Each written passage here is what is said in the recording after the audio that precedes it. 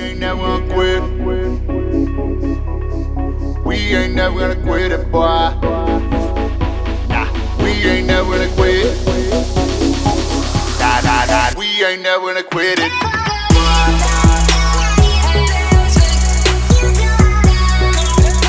What's up, guys? It's Anaya. And I'm Matt. And we are back with episode 4 of Behind the Wheel. We're so excited to be with you all today. And we do have a special guest, Lynne Williams. Woo-hoo!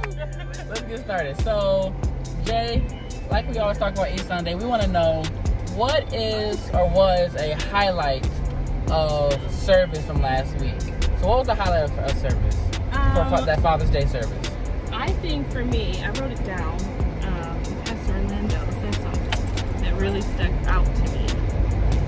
And it was, apologizing is a sign of maturity, not weakness. And for the reason why it was a highlight for me was because so my first year at Eastern, I went through a lot. And a lot was done to me. And I remember I thought I'd forgiven people by like my second or third year. And I saw one person and I was like, ugh. And God was like, yep, you need to apologize. And I was like, they did me wrong. Right. And so I, prayed. I was like, okay, God, okay. And I didn't want to wait too long because, when God tells you to do something, you should do it. So when I apologized to her, it opened up for her to apologize to me. And it was really hard. I'm not going to lie. It was really hard to apologize for something that I really felt like I was not in the wrong for. And so afterwards, when I left her room, I heard the Holy Spirit say to me, because you were obedient, you apologized, it caused her bondage because she couldn't do the same to me. And I just was like, whoa, if I didn't apologize, that means I would have been in bondage, So that was a highlight for me. That's good. What are you and I? The worship was just on point. As always, the worship was great. And just hearing Pastor O teach and just his realness and his rawness and his message was just a highlight for me. I enjoyed it.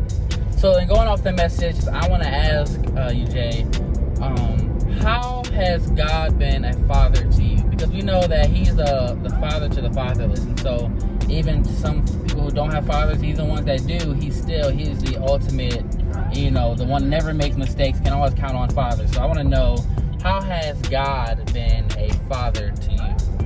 How hasn't He been a father to me? One of the ways I could think of is He's definitely been a father in showing me how much He loves me. Through everything that I've been through, I think that is one of the biggest things. He just never stopped showing me, how much He loved me. Even the stuff that I put myself in, the self-inflicted stuff. Yeah. So that's definitely. Yeah. What about you, Anna? That's a good one, Jay. I'll have to say, for me, how He has provided for me. Because, like you said, He is a father to the fatherless, and I think I can look back over my life and see that I lack nothing, even though my physical father or my biological father wasn't there.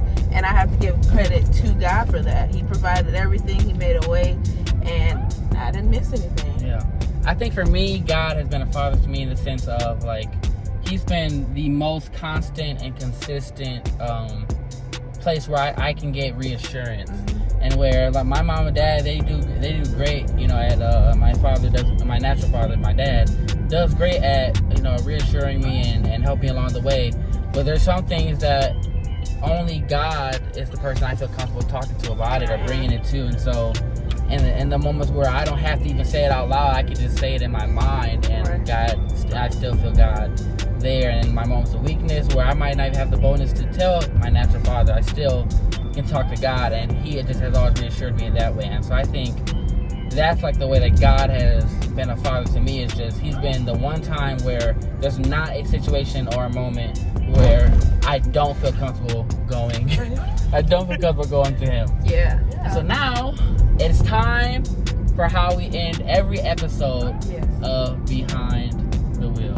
We have to end every episode Behind the Wheel doing the Behind the Wheel dance. Yes, okay, so as we all know, it's an easy 3-step process. First step, you pick a song. Second step is I teach you the dance. The third step is we do it. So, Jay, what is the song that you would like to choose for today? Before I Let Go, Queen Bee. Okay. Good So song Beyonce. choice. Good song choice. Okay. All right, so here's how the dance goes, okay?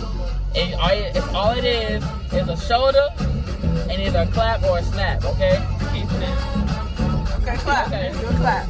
Oh, it was a little fast. We're gonna do it. We're gonna do it. We're gonna do it. I think okay. Yeah, so like this. Shoulder, shoulder, clap. Shoulder, shoulder, shoulder, snap.